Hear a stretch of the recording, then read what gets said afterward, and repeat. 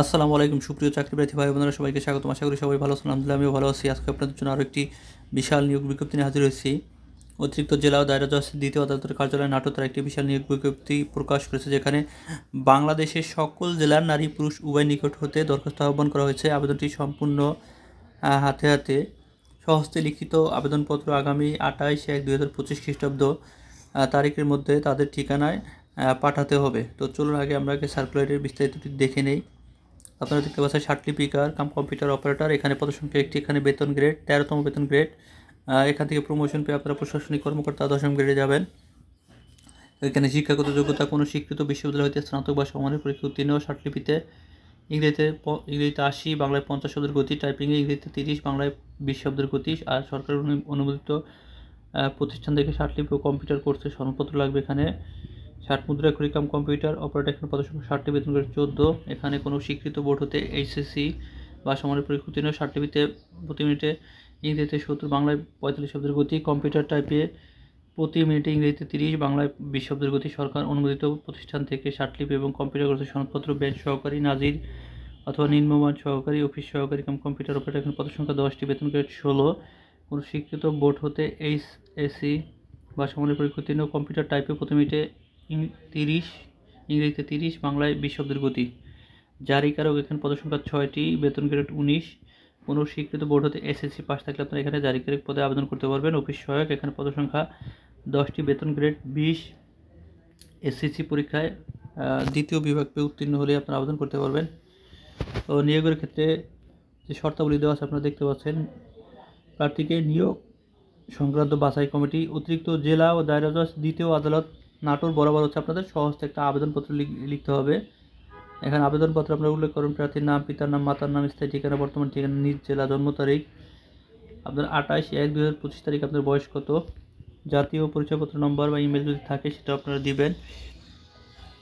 তো এগুলো দিয়ে আপনি আবেদন করবেন। আবেদনপত্র আগামী 28/1/2025 খ্রিস্টাব্দ তারিখ বিকাল 5টার মধ্যে অফিস চলাকালীন বা রেজিস্ট্রি ডাকযোগে সরাসরি সভাপতি নিয়োগ সংক্রান্ত বাছাই কমিটি অতিরিক্ত জেলা দায়রা জজ দ্বিতীয় আদালত নাট বরাবর প্রেরণ করতে হবে। খামের উপর আবশ্যিকভাবে পদের নাম ও নিজ জেলা স্পষ্ট অক্ষরে আপনারা লিখে দেবেন। পদের নাম, কোন পদে আপনি আবেদন করতেছেন তার নিজে হচ্ছে আপনার জেলা নাম অবশ্যই উল্লেখ করে দেবেন। বিলম্বে প্রাপ্ত ও অসম্পূর্ণ ত্রুটিযুক্ত আবেদনপত্র বাতিল হবে। 28/1/2025 তারিখে প্রার্থীর বয়স 18 থেকে অবশ্যই 32 বছরের মধ্যে হতে হবে। তো আবেদনপত্রের সাথে নিম্নলিখিত কাগজপত্র সংযুক্ত করতে হবে। প্রথম শ্রেণীর গেজেটেড কর্মকর্তা কর্তৃক সত্যায়িত সকল সনদের, এখানে যতগুলো সনদ দিবেন আপনি, সার্টিফিকেট হোক, আপনার ইন্টারমিডিয়েট, ম্যাট্রিক যেগুলোই হোক, স্নাতক বা কম্পিউটার কোর্স, সেগুলো আপনার অবশ্যই সত্যায়িত হতে হবে।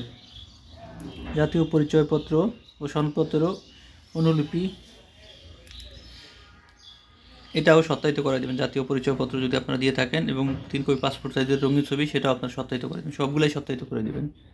প্রার্থীর সঠিক নাম ঠিকানা সহ 20 টাকার অব্যবহৃত ডাক টিকিট সম্বলিত একটা ফেরত খাম দিয়ে দেবেন। ফেরত খামের ডান সাইডে হচ্ছে আপনার ঠিকানাটা দিয়ে দেবেন সুন্দর করে, যে ঠিকানা আপনি হচ্ছে চিঠি পাঠালে আসবে, এবং 20 টাকার অব্যবহৃত আপনাদের যে ডাক টিকিট আছে সেটা হচ্ছে আপনি এই খামের সাথে অ্যাটাচ করে দেবেন।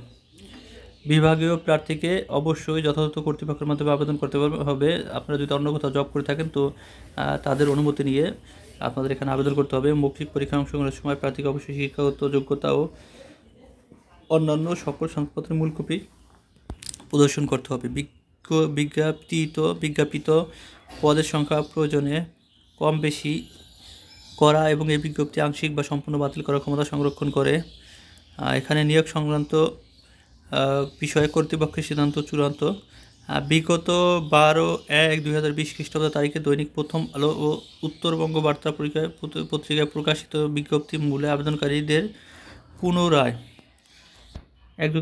পুনরায় আবেদন করার কোনো প্রয়োজন নাই, তবে বয়স থাকলে অন্য পদে আপনারা এখানে আবেদন করতে পারবেন। একজন ব্যক্তি একাধিক পদে আবেদন করতে পারবেন, তবে সকল পদের পরীক্ষা একই তারিখে একই সময় অনুষ্ঠিত হবে।